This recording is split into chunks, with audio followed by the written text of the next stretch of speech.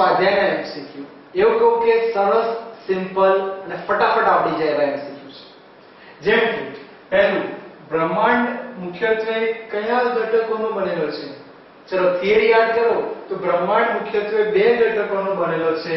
કયા કયા? દ્રવ્ય અને વિકિરણ. પણ ચારમાંથી ઓપ્શન જુઓ છે yes, that means B is the right answer. આવડી જાય. નંબર 2, ખાલી જગ્યાએ દ્રવ્યનું ચોથું સ્વરૂપ છે. તો યાદ કરો, ઘન, પ્રવાહી, વાયુ અને પ્લાઝ્મા.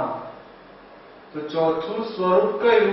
પ્લાઝ્મા, કે જેની અંદર ઊર્જાનો અખૂટ સ્ત્રોત છે. ઊર્જાનો અખૂટ સ્ત્રોત છે એવું છે પ્લાઝ્મા. પરમાણુનું ન્યુક્લિયસ એ કયા ઘટકોનું બનેલું છે? ચલો ન્યુક્લિયસમાં કોણ કોણ છે? તો ન્યુક્લિયસમાં કોણ કોણ છે? તો પ્રોટોન અને ન્યુટ્રોન. યાદ કરો કે પ્રોટોન અને ન્યુટ્રોન ન્યુક્લિયસની અંદર હોય, જ્યારે ઇલેક્ટ્રોન ન્યુક્લિયસની બહાર વર્તુળાકાર કક્ષામાં ભ્રમણ કરતો હોય છે. નંબર 4, જોયું પૂરું નામ? કે પૂરા નામની પ્રેક્ટિસ કરાઈ હતી તો ECG નું પૂરું નામ શું થાય? ઇલેક્ટ્રોકાર્ડિયોગ્રાફ. પૂરું નામ ખાસ યાદ રાખજો, LHC, LHG, ECG, ITER, આવા અનેક ફૂલ ફોર્મ પૂછાતા હોય છે. તો ચારે ચાર MCQ સિમ્પલ ને સરળ ફટાફટ આવડી જાય. એકવાર ધ્યાનથી જોઈ લો ચારે ચાર MCQ. તો હવે આગળ જોઈએ એક માર્કના બીજા નવા MCQ. સવાલ એવો છે કે NMR નું પૂરું નામ. ચલો પૂરું નામ મેં બધા શીખવાડ્યા છે. યાદ કરો, N એટલે ન્યુક્લિયર મેગ્નેટિક રેઝોનન્સ. ફરીવાર ન્યુક્લિયર મેગ્નેટિક રેઝોનન્સ. જોઈ લઈએ.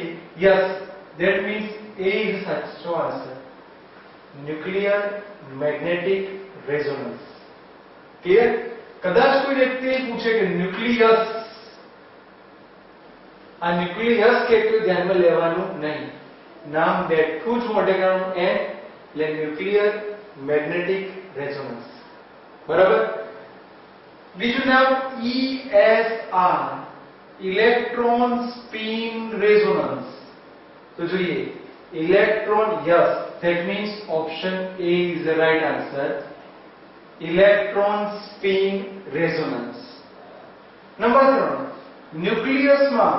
ચલો ન્યુક્લિયસ શબ્દ આવે તો ન્યુક્લિયસમાં કોણ કોણ હોય? પ્રોટોન અને ન્યુટ્રોન. આ બંને વચ્ચે કયું બળ લાગે? તો યાદ કરો, પ્રોટોન ન્યુટ્રોન, ન્યુટ્રોન ન્યુટ્રોન કે પ્રોટોન પ્રોટોન વચ્ચે હંમેશા સ્ટ્રોંગ ન્યુક્લિયર બળ જ લાગે. કયું બળ લાગે?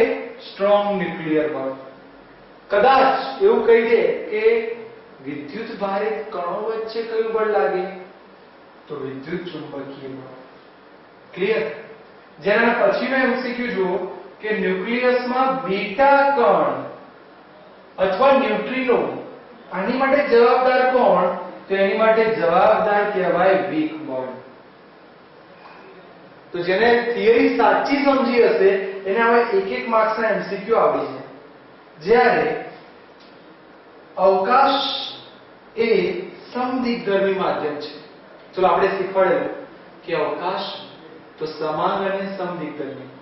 જો સમાંગ કે અવકાશમાં સમાંગ કે તો કોણીય વેગમાન, પણ સમદિગ્ધર્મી કે સમાંગ કે તો રેખીય વેગમાન, સમદિગ્ધર્મી કે તો કોણીય વેગમાન.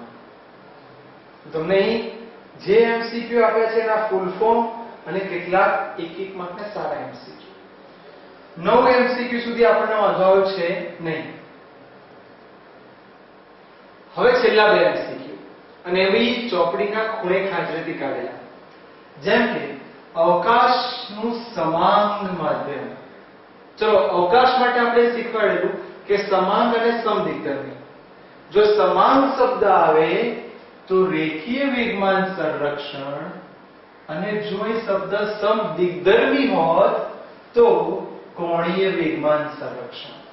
ધેટ મીન્સ સમાંગ શબ્દ આવ્યો એટલે રેખીય વેગમાન. કદાચ અવકાશની જગ્યાએ સમય અને એનું સમાંગ, સમય સમાંગ તો આપણે ટેવ પાડી હતી ઊર્જા સંરક્ષણ. તો જોઈ શકાય છે કે તમને એમસીક્યુ કેટલા ઈઝીલી આવડી ગયા. એક એક માર્કના એમસીક્યુ છે, બધા એકવાર જોઈ લો અને ચેપ્ટર 1 માંથી જે શોર્ટ ટ્રીક જે ટૂંકું શીખવાડ્યું છે એને લખીને તૈયાર કરો.